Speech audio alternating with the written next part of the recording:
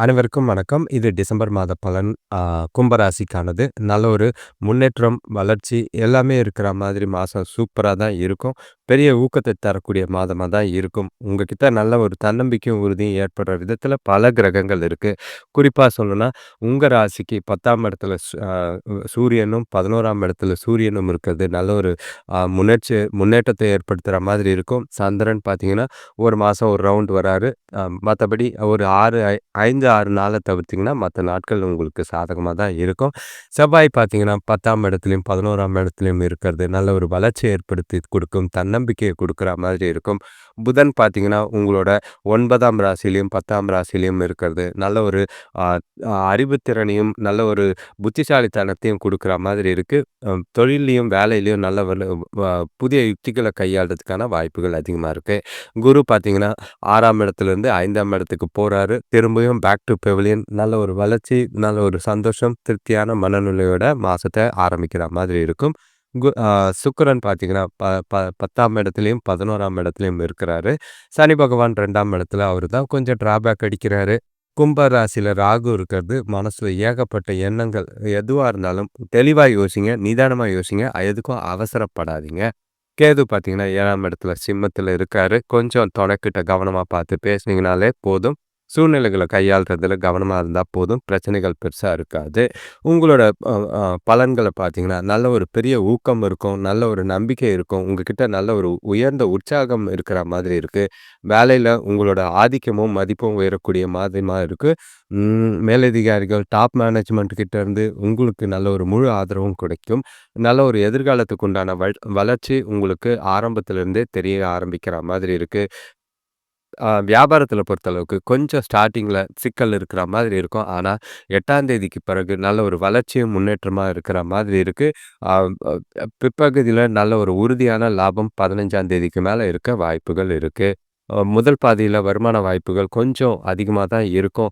அது எந்த விதத்தில பணம் வருதுன்னு தெரியாது. ஆனா அதிக சேமிக்கிறதுக்கான வாய்ப்பு இருக்கு. சில தவிர்க்க முடியாத செலவுகள் மட்டுமே கொஞ்சம் தொந்தரவு செய்ற மாதிரி இருக்கு.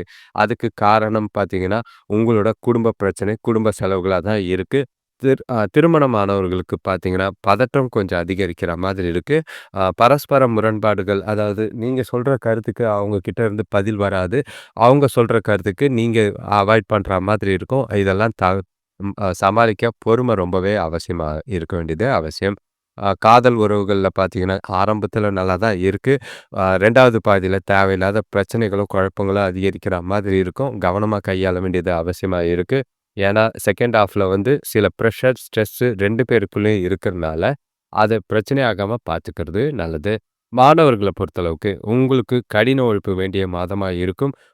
இந்த முயற்சிகள்ல கவனிக்கப்பட வேண்டியது, அதாவது ஆ ம் அ நல்ல ஒரு தேர்வு எழுதுறதா இருந்தாலும், கான்சன்ட்ரேட் பண்ணீங்கன்னா, அது உங்களுக்கு நல்ல முடிவுகள ஏற்படுத்துற மாதிரி இருக்கும். ஆரோக்கியத்தில ஏற்றத்தாழ்வுகள் இருக்கும். பெருசா பாதிப்புகள் இருக்காது. கொஞ்சம் கவனக்குறைவு இல்லாம இருந்தா, ஆ சில சின்ன சின்ன நோய்கள் பெரிதாக மாறக்கூடும். சின்னதா இருந்தாலும் ஆரம்பத்திலே கிள்ளி எறியறது நல்லது. வேலை மாற்றம் விரும்புவோர், இல்லன்னா புதிய வேலைவாய்ப்பு தேடுறவங்களுக்கு இந்த மாசம் வாய்ப்பு கண்டிப்பா இருக்கு. உங்க முயற்சிகள் இவ்வளோ நாள் செஞ்ச முயற்சிகளுக்கு வெற்றிக்கு வாய்ப்புகள் அதிகமா இருக்கு. வியாபாரத்தில பங்குதாரர்களோட சின்ன சின்ன கருத்து வேறுபாடுகள் வரலாம். ஏன்னா, ஆ அ இருந்த இஷ்யூ வந்து அ நீ பெரிய ஆளா, நான் பெரிய ஆளான்னு சின்னதா ஈகோ இருக்கும். அத தவிர்த்துட்டீங்கன்னா, 16ஆம் தேதிக்கு பிறகு லாபம் வாய்ப்புகள் அதிகமா இருக்கு. அப்போ எந்த ஒரு பிரச்சனையும் இருக்காது. அ பங்குதாரர்கள் அமைதியா போறதுக்கான வாய்ப்பு இருக்கு.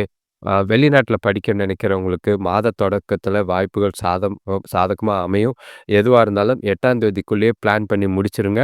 மாச பிற்பகுதியில குடும்பத்தில நிதி செலவுகள் கொஞ்சம் வீட்டு சூழல் தளர்ச்சியாகும். பணம் செலவுகள் ஆகுற மாதிரி இருக்கு. அதனால பணத்த கவனமா கையாள வேண்டியது அவசியம்.